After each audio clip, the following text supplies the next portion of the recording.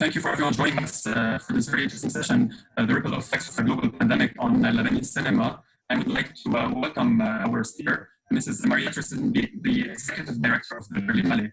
Thank you for being with us. Thank you for inviting me. I'm very honored that we can be part of this presentation. My pleasure. Mariette, I would like to ask you, I saw recently that you attended a conference with Berlin-based visitors and you were discussing the options for Berlinale 2021. What was discussed and what are the expectations for next year? Well, of course, we have been asking ourselves, first of all, we were very lucky that we could finish the Berlinale 2020 in a normal way. We were not really affected yet by the consequences of the pandemic.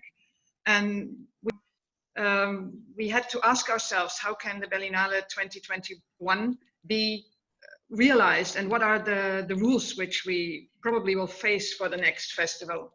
We thought that for us, for the Berlinale, which is an audience festival which takes place in a very big, with each year selling about 330,000 tickets to the people living in Berlin, we need to take place physically. We don't have the option to take place in an online or in a digital version, because the people in Berlin, they see the Berlinale as a festival where they also can talk to the filmmakers, where they can ask questions after the screenings, where there are talks and other programs. So we really absolutely want to take place in a physical form. At the same time, we don't know yet what the rules will be for February. How do we have to shape the entrance and the leaving of the cinema, like the exiting? Do we need more space in between screenings? Can we only use 40% of the seats in a theater? All these questions are very big for us, but they're also very big for the exhibitors, because they just started in Germany to open the cinemas, and they have all these very strict rules, which gives them little possibility to really have a large audience in the cinema. And that makes it very difficult to figure out a concept for 2021, which gives the cinema again an exposure and which makes people want to come to the cinema. You have to make sure that you don't exclude so many people from seeing a film if you can only have 40% seats taken in a screening room.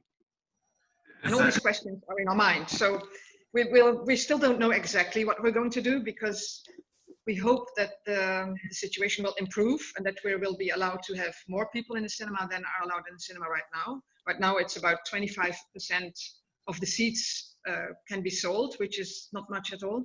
But it's still not clear whether we will be more open than we are right now. Do you think the new normal, maybe it's not next year, the year after, would be something like the festivals before, where it attracts huge audiences? Because a lot of smaller films from countries like Lebanon, they rely a lot on buzz from festivals, like with a sold-out screening or a deal that can happen at a festival. They really rely on the publicity that they get from a festival. So do you think maybe if not next year, the year after, it could be a time where cinemas and festivals are what they used to be? It's really a big question. Of course, we hope that the situation will stabilize and that also for the festivals and for the cinemas, it will be better calculable what is possible and what's not possible. Of course, we assume that for some cinemas that there will be drastic consequences. But right now, it's too difficult for me to judge this, as in Germany, the number of cinemas which have opened and the number of new films which we have in those cinemas is still, it's too small to really give a good indication. I guess for a lot of art house cinemas who depend on bigger art house films to really be promoted well by festivals, it's a question of surviving. You have to be able to calculate with bigger art house films which open and which are promoted by a festival and which then come to the cinema in order to get your local art house audience. It's a circle. You need a lot of you need a lot of people in, or not people, but you need a lot of elements within this circle to make a question. So it's too early, I think, to say how big the consequences will be for the whole system. But without this system, sorry, yeah. No, without this system, art house films might not be visible enough, and then the cinemas will suffer. Exactly. I wanted to ask, would you might consider expanding to a bigger number of theaters, since you said there might be limited capacity and you want to make sure everyone gets the chance to watch the film? Would you consider expanding to a bigger number of theaters where you can allocate more screenings, or is it something that you're not considering? We have some ideas. So we are talking to other Berlin is a city with very many cinemas. So in order to give more people, if there's only like 40% seat capacity, which we can offer in a screening room, we might want to include more cinemas so that we can enlarge. At the same time, I think we might consider to include maybe another multiplex cinema. Like, these are the ideas which were turning around in our heads right now, because including more single cinemas makes it, of course, much more, the effort is much bigger on our side and more marketing things to keep in mind. And it might also be another option, also including a multiplex cinema, maybe on the edge of Berlin, in the outskirts, to draw a new audience. I'm going to switch a bit and talk about the Lebanese situation and what's happening right now in Lebanon. There's a very serious lack of funding from the government. If not, they have cut down the entire budget, and a lot of filmmakers are struggling with their day-to-day lives. I wanted to ask you, do you think maybe the international festival scene, as they did in Mexico with some filmmakers, Alejandro Iñárritu, Alfonso Cuarón, and Guillermo del Toro, they created a fund for the other workers in the film industry? And recently in the UK, they did this for theaters. Do you think if there's a fund that is launched for theaters in Lebanon, would the international festival scene come to the rescue of the film industry in Lebanon? Now, I'm sorry. Sometimes the sound is still a little bit blurred, so I didn't actually understood the concrete question. Sorry. I was asking if the international festival scene would come to the rescue of the Lebanese film industry if there's a fund that is created. The Lebanese industry is, of course, the Berlinale already. We always include a number of Lebanese films in our program. We have also the Talents Beirut. We have Lebanese filmmakers who are present here in Berlin. So for us, Lebanon is an important part of the filmmaking, and we understand that a number of support, which or a means of support, which has been given so far from the Lebanese government, has been reduced because of the financial restraints in Lebanon. We would like to encourage young Lebanese filmmakers to maybe also look outside the country to see whether other producers, other funding institutions are possible, and which I can do. Like in Germany, we have a lot of producers who work on a regular basis with Lebanese filmmakers and Lebanese producers. For funding in Germany, it's always good to have like a Lebanese producer involved. And I think the Berlinale Talents, for instance, and the Talents Beirut are for us a very good tool to discover new filmmakers from Lebanon. And maybe we can work a little bit more on that than we did in the past. But I think this would be like a new effort or a new idea to support as well as we can Lebanese cinema in times when it's more difficult to find initial funding in Lebanon itself. Because as we are moving forward, because as we saw recently, many festivals, many programs have shuttered their activities. Do you think that the budgets or the grants or the residencies that are offered for filmmakers or producers, do you think that they might change their budget, decrease okay. The price? So far in Germany, it's very clear that both the government as well as the regional film funds, they want to support the film industry. They want to support film projects, and they want to make sure that people who either started shooting or intend to shoot are supported even in a better way than in the past, because everyone is very aware of the dangers of the difficult situation right now for filmmakers, for producers, and also for international filmmakers. So right now, the situation in Germany is that there is extra support spent on making shootings possible, on making projects possible. And right now, I'm not afraid that there is German and international filmmakers with the next projects. Of course, on a midterm, like on next year or the year after, I cannot completely judge it. How, on the long run, this whole situation will affect cinema. But for the time being, I'm rather sure it's the contrary, and people try to make things possible which are maybe not possible on a normal basis due to the corona or to the COVID-19 situation. But maybe Germany and France, I think, are both countries who believe in cinema as a cultural art and as a form of culture which really has to exist. So maybe we're a little bit privileged, probably. It is very true compared to in European countries, as you said, like Germany and France, they focus a lot on the culture and cinematic industry. I wanted also to ask you, do you think generally the cultural scene is going to recover normally? Like people would still want to go to the movies because a lot have found a new normal watching movies or series on Netflix. Do you think people would want to go back to the movies, to the theaters, or I think like what people do a lot right now is going to open air cinema. So they really want to go there. They want to see film. I guess, of course, it's always very important that the cinemas, they give the audience the trust that all the hygienic measures are taken and that everyone makes sure that these issues are taken seriously and that you're not afraid to go back into a dark room for 2 hours and not knowing what your neighbor might, whether he might have COVID, yes or no. So I think the most important thing for the cinemas is to give this confidence to the people that you can go into a dark room and sit there for 2 or 3 hours. We had a meeting this morning with the staff of the Arsenal Cinema. The Arsenal has 2 screening rooms just on the other side of the street, and the Arsenal has a very strong audience which wants to see cinema and sort of take part in discussions and everything. And they also mentioned that they think it's the most important part of the tasks of the cinema right now, to build again to give the audience again a confidence that you can go to the cinema and feel safe there. And I think I do think everyone wants to see a film again on the big screen. I don't think the audience here in Berlin, who usually goes to the cinema, wants to keep on seeing films only on streaming platforms. I'm very sure about that.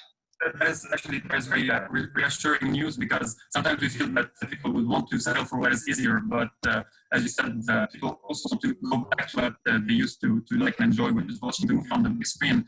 And I think it is needed now more than ever, like to go back to the movies and the stories and these imaginative ideas that you used to see on the big screen. Yeah, I think that the big screen has a different impact on the spectator. You see a movie in a different way, and you're much more concentrated. You're much more into the film, and you open up much more yourself to the film. And if you stream a film, it's so easy to just go away and take a coffee from the kitchen, or to do other things maybe on the side, or just stop screening a film, because you feel much less guilty about just stopping a streaming than you feel maybe from really leaving a cinema and showing other people in the cinema that you don't care for the film. So I think there are many elements which make it absolutely a different experience to see a film on the big screen. I think also you feel maybe more part of a larger audience, seeing a film in your own office or in your home. It's a single experience. It's not an experience in a group or in a larger audience. It is very true. Finally, I would like to ask you, do you think the producers and some of the investors would be encouraged to invest in international films, Lebanese films perhaps, given that they might want to focus perhaps on local productions? Do you think that they would be encouraged to participate in international co-productions, or would they want to focus? I think a lot of the films which a traditional art house audience is interested in, and also in which a lot of the German producers are interested in, they show us other worlds. They show us films from Africa or from Lebanon or from Australia, films which give you another point of view. And I think the audience is very used to this kind of international cinema scope, which it has been seen in the German cinemas for the past years. And I'm very sure that the German art house audience wants to see international films. They don't only want to see German films. They're usually a more sophisticated audience, which is very particularly interested in seeing international subject matters, international actors, international filmmakers. So I'm confident the German producers are really also looking for these other projects. I do so hope as well. Hopefully that the productions, definitely, yeah. Yeah, I would like to ask you if you have any closing thoughts on the matter or on the international filmmaking scene moving forward after the pandemic. No, I think, you know, the so far international filmmakers have built a strong connection amongst each other, and I think staying within this international film family, this producers family, is an important asset for the future, and also to find partners for the future who share your ideas, who share your beliefs. This is, I think, the most important part, to find people you can work with because they share your vision on cinema, but also your vision on society, on important issues for the world, and to make sure to stay in communication with your circle, with the people you feel comfortable with. That would be important, so they can support you and you can support them, and you can together find the next topics for the films you are going to produce within the next 2 or 3 years. Thank you so much, Mrs. Mariette, Thank you for being part of this.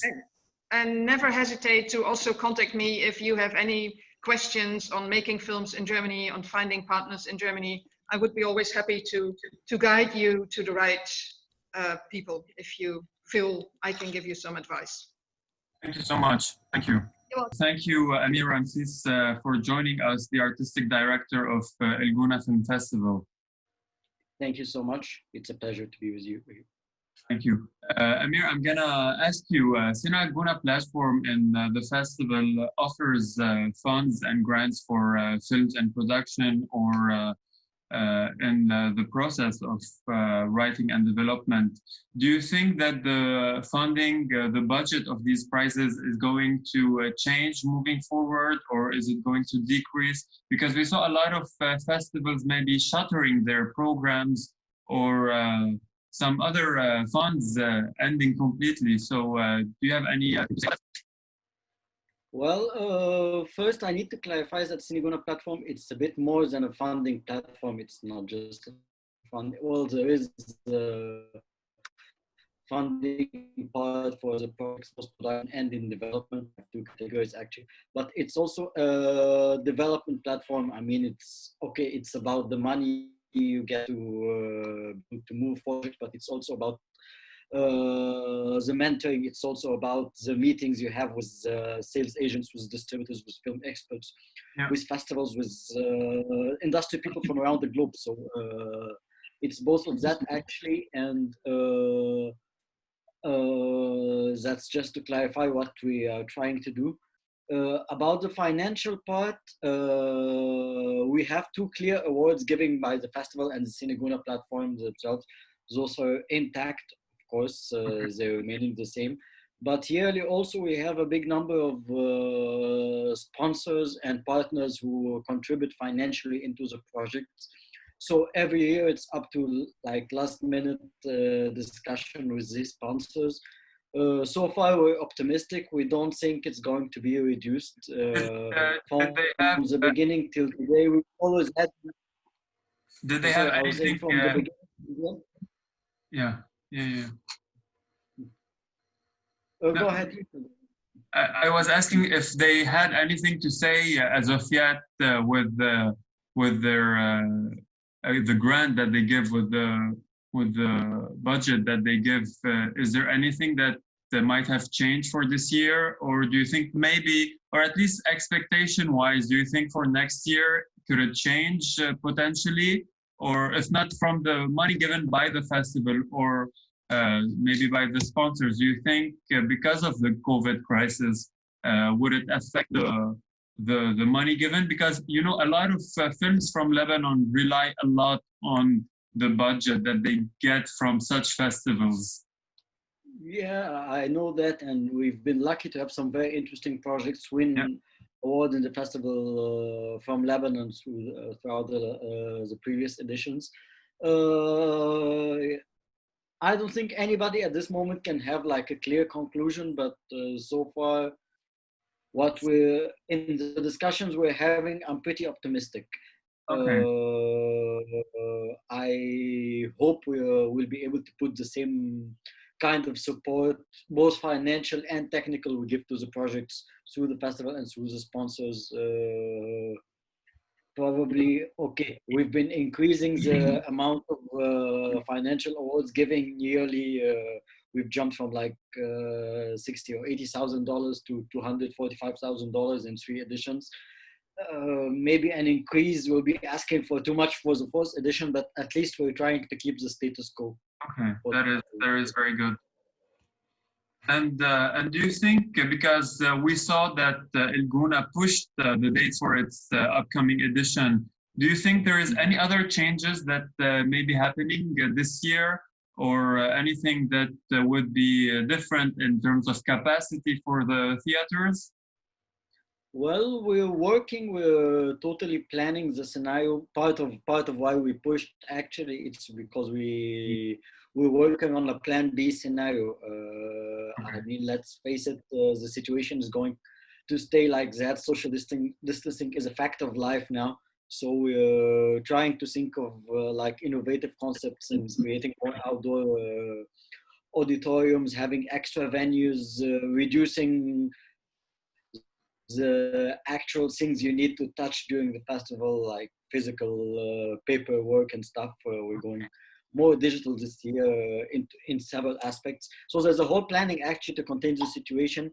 And we saw that we needed an extra month to come up with it, and also to give people a chance, like, okay, we know that Venice is happening, we know that TIFF is happening, but with a reduced version.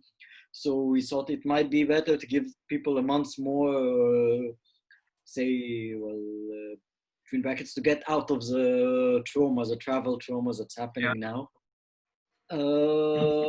We might be witnessing a decrease in the number of guests, relatively small one, but like all festivals, we don't know what will happen with the travel ban, the travel restrictions between countries. So we suspect that might relatively affect the number of guests. But we're also creating like Plan B virtual solutions to, well, maybe not for the program itself, not for the film program, but especially for the industry program.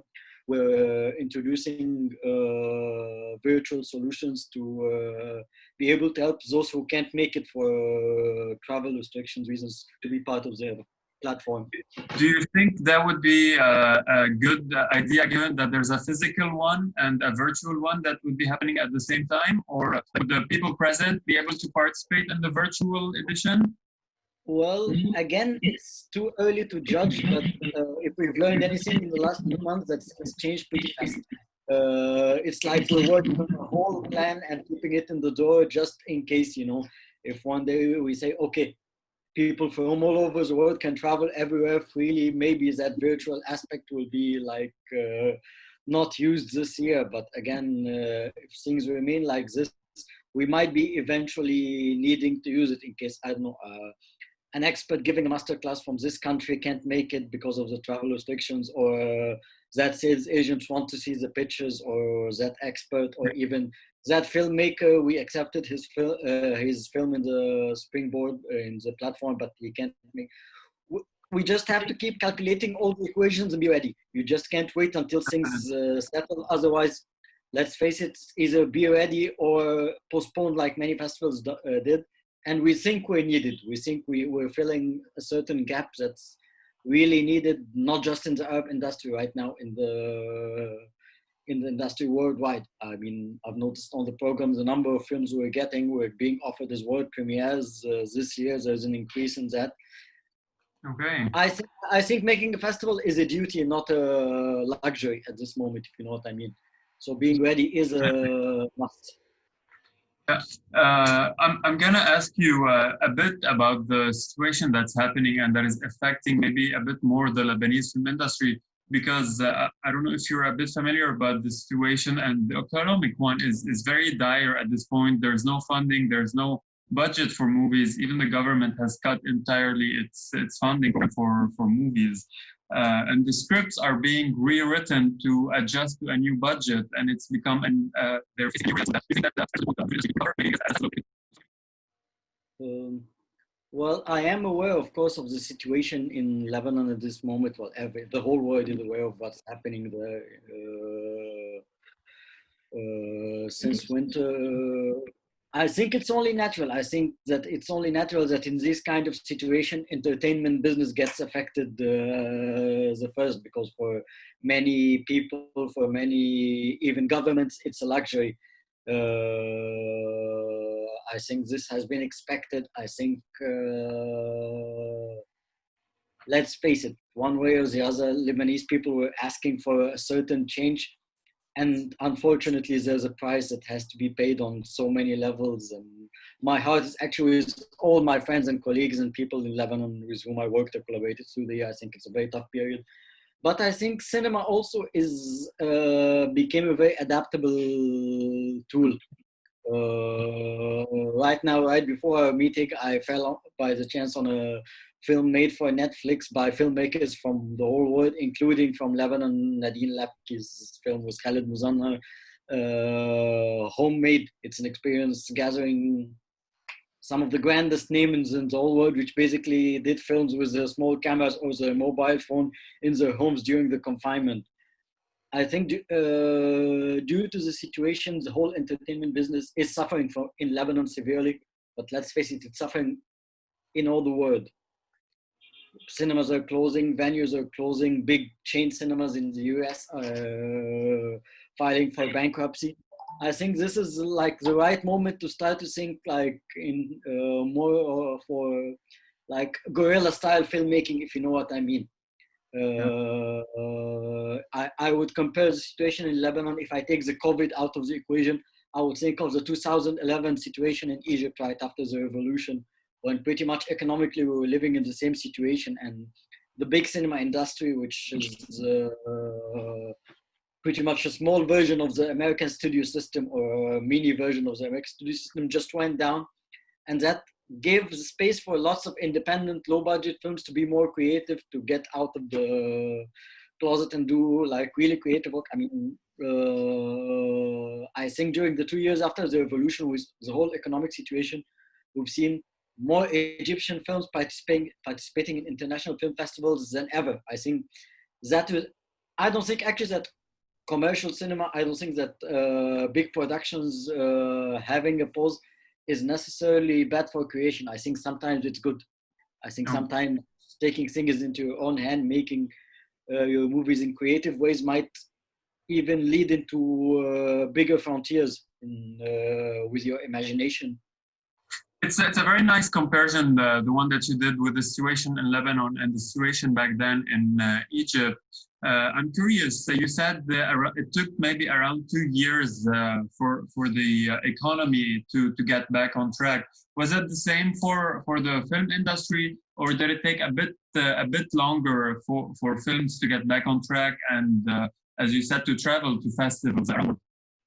Well, no, films, I think, I would say for the industry part, it took like 3 to 4 years for it to stabilize again. But for films being made, okay, let's face it, right before the 2011, we were making like 70, 80 feature films a year. I'm speaking about films with theatrical release and everything. I'm excluding independent cinema. It went down maybe to 20, 25 a year during these rough times. So the comparison also, there's a gap in comparison, because I think, to my knowledge, Lebanon produces a less number of films already per year. But if I come to think about it, like 4 months after the revolution, there were 18 days the film being screened in Cannes. The next year, we had another film in the official competition of Cannes by Yusri Nasrallah, which was really made guerrilla film, a la Wonka wise, Chongqing Express, basically with a basic treatment and filming in real locations. We had Ahmed Abdallah's films participating in many festivals, Ibrahim al-Batut. I think if I compare a number of films, no, we did have a good number of films, but more into the independent. For the industry to be back into making like really big films, I think it took 4 or 5 years. But then again, I think every situation is different. Every country has its own rules, its own. Because also we have to keep in mind that in Egypt, as soon as cinemas were open, as soon as curfews were over, people needed to go to cinemas. We have like, I think between 750 to 780 screens in Egypt. So that number says that whenever you have films in good circumstances, people are going to see it right away. And the money chain will be fast, which is a bit of a different situation for Lebanon, which counts a lot on international distribution and films. The chain of making a film might take a longer time than Egypt. Let's say tomorrow you're starting a film.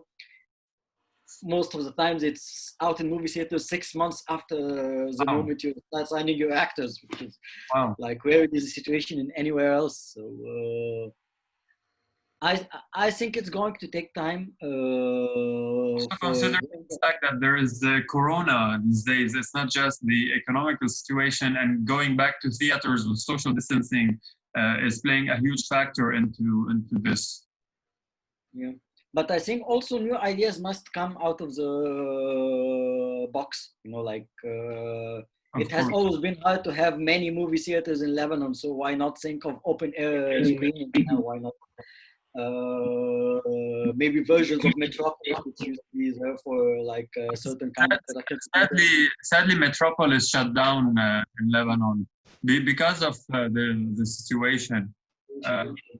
But you know, always we were speaking with Mariette in the session. She said that there's always something special about watching movies in the dark in the cinema. It's much more different than the open air experience or the one you do while streaming a movie. And it's very, very true what she said. Indeed, it's depressing to watch films on a small screen. I've been like following the market of Ghana. I've been watching the films from the official selection. One way I even start missing the long queues of the films in Cannes. It's like having people around you, feeling the vibe of the auditorium. It's but for me, there are priorities. For me now, the priority is for people to go on making films. I personally think if okay, I've just finished shooting my film with a mini LF camera, you know, like the ones they shot 1917 with a big production, lighting and everything. But if for my next film, the situation stays like this, I might just grab a small camera or whatever, a Canon or a Blackmagic and go film gorillas. I mean, we have to keep making films. This is the only way out of this. The industry can't keep on going unless you make films. If you wait, you'll be waiting for years and years, and the loop will get bigger. Lebanon has been lucky in the last, I've been following closely the industry in many Arab countries, and I think Lebanon has been lucky in the increase of number of productions and compared to other countries like Algeria, Tunisia, Morocco. I mean, especially with recently films going to the Oscars, there's more need for these stories, Lebanese stories, and people are hungry for stories coming out of Lebanon, and they want to know more about our film industry.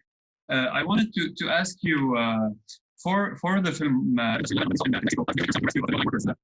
industry, and they were creating a fund for them. The same thing for theater chains in the UK, where Netflix jumped to the rescue. Do you think if there is a fund created for well, I lost a part of the question, sorry, but if you're speaking about scenarios of funding platforms like the Netflix scenarios that happened, if you want, I could ask my question again. I was asking you if similar to what happened in the UK, where Netflix jumped to the rescue of theaters that were going to shut down, and they created a fund for that. And the same happened in Mexico. They created a fund for below the line workers in the film industry. If there is a fund that is to be created for the Lebanese film industry, do you think the international festival scene would come to the rescue of the film industry in Lebanon? Well, I think we have to speak in a pragmatic way as well. Speaking about a scenario like Netflix, Netflix is an investment. Rescuing cinemas in the UK is going to pay off sooner or later. For example, Mexico, there's a big number of films being produced every year. They have a solid, valid industries that Netflix is going to. I'm not saying they're abusing. I'm not saying they're making advantage of the situation, but it's economy after all. The thing with funds, it's that it's a tricky business. I can think of very few funds, even outside the COVID situation, internationally that doesn't bring a final outcome to the establishments doing this fund, especially when the fund is with big numbers, with significant numbers, like millions of dollars and stuff like that. I don't think that anyone is capable or interested or might be interested to do that sort of thing, frankly, without an agenda. Let's be clear. Except ironically, the Lebanese government, I think, so you see where which at this point has no interest in. Actually, also, I think governments should think that filmmaking is an investment. Filmmaking is an investment on so many levels. I think by funding your infrastructure of industry, you gain on the long term, not just in film, but in education, in society, and also in financial investment on the long term, in having again the name of Lebanon in the final Oscar nominations, like Nadine Zlapi, I think governments should be thinking pragmatically like this. So I don't know if today you're going to come, a platform is going to say, okay, I want to support the Lebanese film industry with $5 million, $10 million. The first question is, what will they be benefiting from putting like millions and millions of dollars? And this is also a part of my next question. You said they would have to have a certain agenda, and we see a lot of the films that are going to festivals. They show like a certain image of Lebanon, and it's very hard for these investors or producers to come for Lebanese movies and to take part of them. Well, first I have to clarify that I was not using the term agenda in a bad way. I meant agenda not in the paranoid scenario. I mean agenda like having a benefit from something, or thinking in your investment. Of course, but in Lebanon they always want to see like.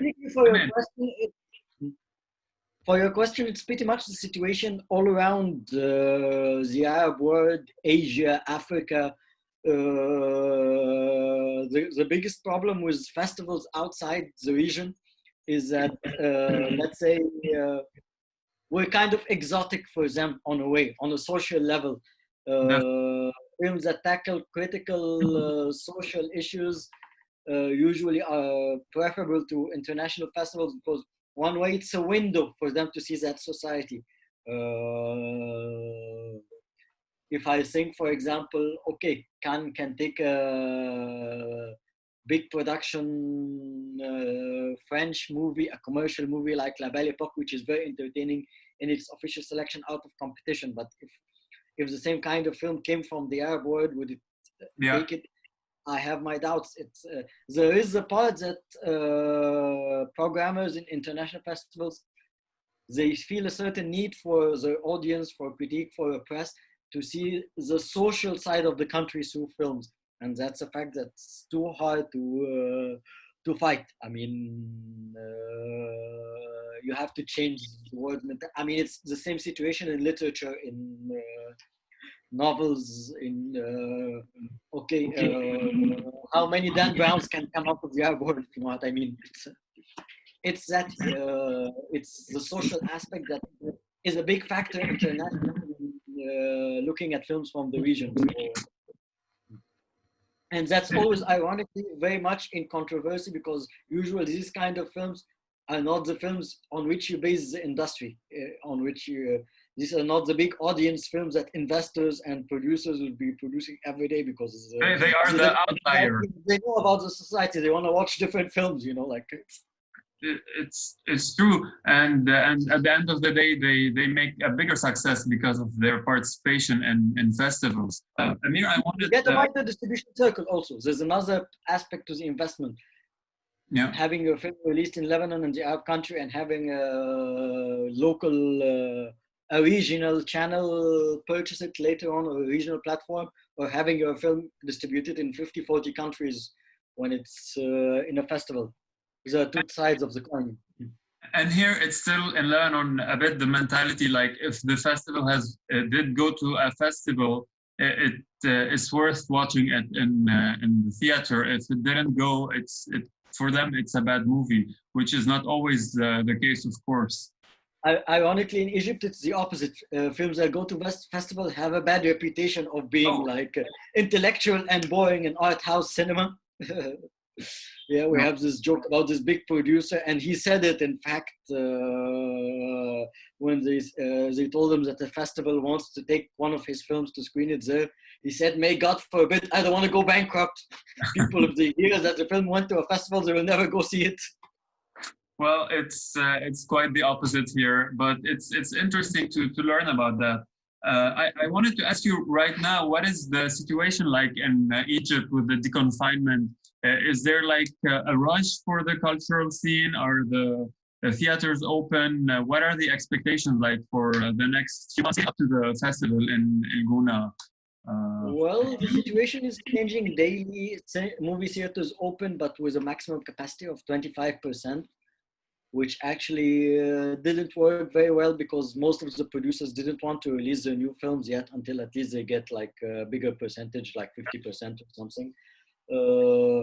So basically we had a release of films that came out last year, a re-release, a second release of these films, and that didn't work because by now some of these films are on TV channels or on platforms. It made no sense. I think hopefully by the next holiday season, Laid, the percentage might be increased to 50%. Then we might see some new films and the chain will go back on. As for cultural activity, opera house is starting next week. Life is getting back. Cultural and artistic scene is getting back on its foot gradually. Okay, and just for my last question, do you think that in the future there could be maybe a rescue plan or a co-production agreement between Egypt and Lebanon for co-productions? I mean, maybe culturally it's a bit both different countries, but we saw this happening between Lebanon and France, and a lot of other countries are in the talk for similar co-productions. Do you think there could be something like this done with Egypt? Well, actually, I think it's gradually coming. I think it's this year, one way or the other, it has kind of started with TV productions, if you're following the scene, with some series that were stopped by the COVID, indeed, that Egyptian series being filmed between Egypt and Lebanon. And I think I think of that as a start. I think with also the new platforms for films